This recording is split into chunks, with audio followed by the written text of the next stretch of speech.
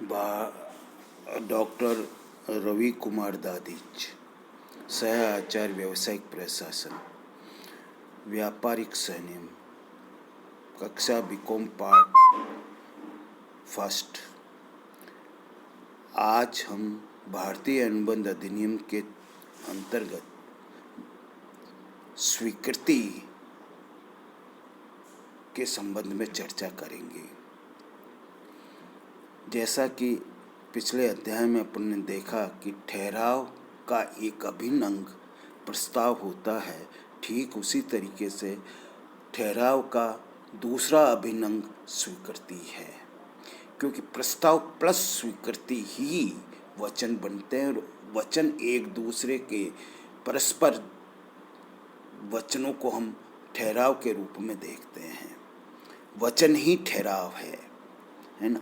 तो वचन के लिए स्वीकृति का होना अनिवार्य होता है। तो भारतीय अनुबंध अधिनियम 1872 की धारा 2B के अंतर्गत स्वीकृति की परिभाषा दे रखी है, जिसमें यह बताया गया कि वह व्यक्ति जिसके समक्ष प्रस्ताव किया गया है, प्रस्ताव के प्रति अपनी सम्मति प्रकट कर देता है तो प्रस्ताव स्वीकृत हुआ समझा जाता है। The person to whom the proposal is made signifies his assent thereto. Proposal is said to be accepted.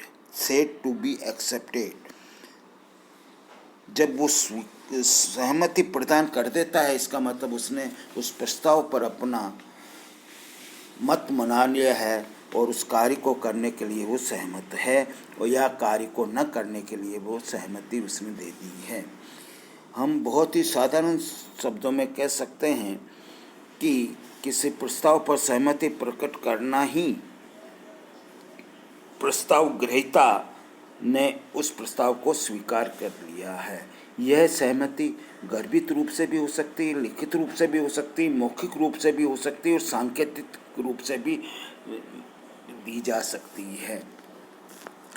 अब स्वीकृति के लिए कुछ नियम बने हुए हैं जो भारतीय अनुबंध अधिनियम 1872 के तहत बताए गए हैं। स्वीकृति के जो नियम हैं उसके आधार पर अगर स्वीकृति दी जाती है तो स्वीकृति वैध मानी जाती है।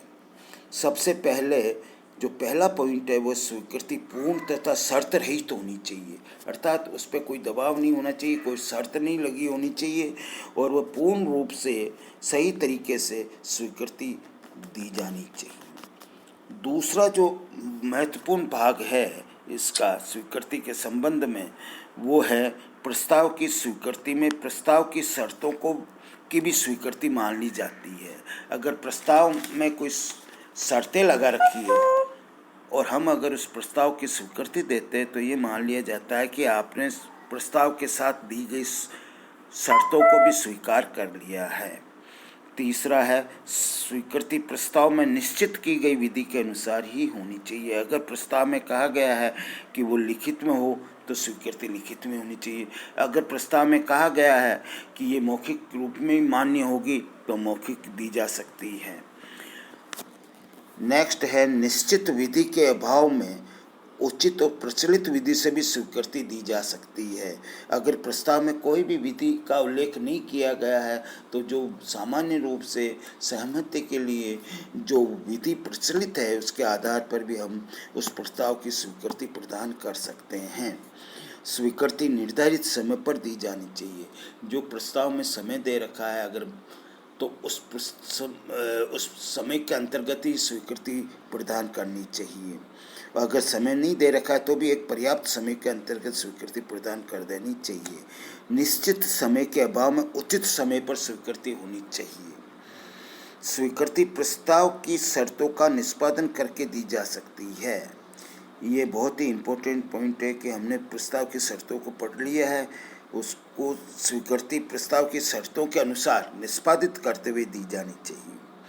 स्वीकृति हम स्पष्ट रूप से और गर्भित दी जानी चाहिए।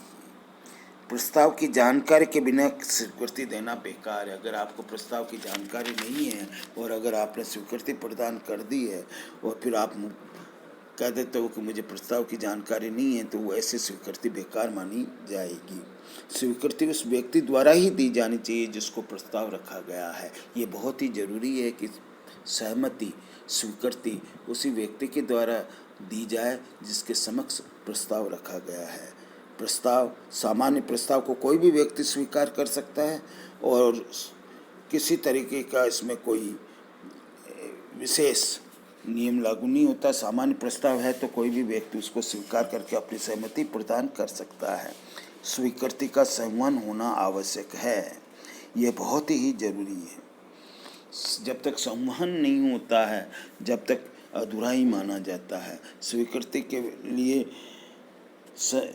केवल स्वीकृति देने से ही बात नहीं होती है। स्वीकृति तभी वैध मानी जाएगी जब कि मन में सोची गई बात को अगले व्यक्ति के समक्ष पहुंच गया है और अगले व्यक्ति ने उसको जान लिया है, उसकी जानकारी में आ गया है, तो वो स्वीकृति का संवहन पूर्ण माना जाएगा।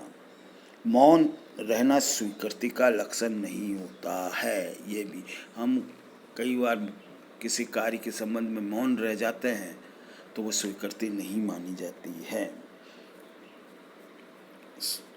ये सब स्वीकृति के लिए आवश्यक तत्व हैं और इनके पूर्ण होने पर ही स्वीकृति वैध स्वीकृति की मानी जाएगी। जब वैध स्वीकृति हो जाएगी, वैध प्रस्ताव प्लस वैध स्वीकृति इजिकल टू वचन बन जाए, वचन इजिकल टू ठहराव माना जाएगा।